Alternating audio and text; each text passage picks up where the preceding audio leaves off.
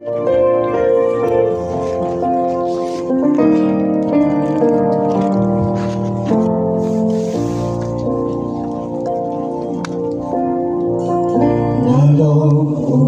po milong bahok trai Phúc trong ngày amin on laban puri Deban pensyitong Natip kide Hukum kadawa Berbilong So she's singing right along long for Galong ulong po Milong bahok trai Phúc trong ngày amin on laban puri Deban pensyitong Natip kide Hukum kadawa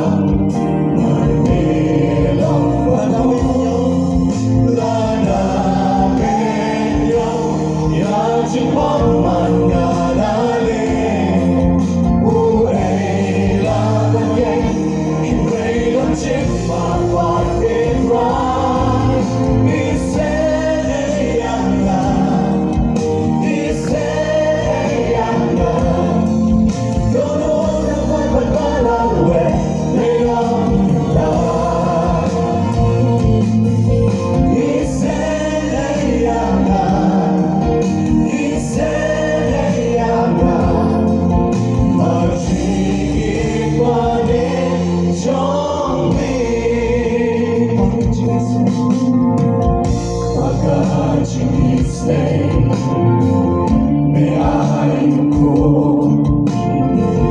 Like seals mayabong Panalalim Nae medawa Chisurin ko Kamay hokayo So she's singing for Jesus Pagka-Tuesday May I go Pansis mayabong Panalalim Nae medawa Chisurin ko Kamay hokayo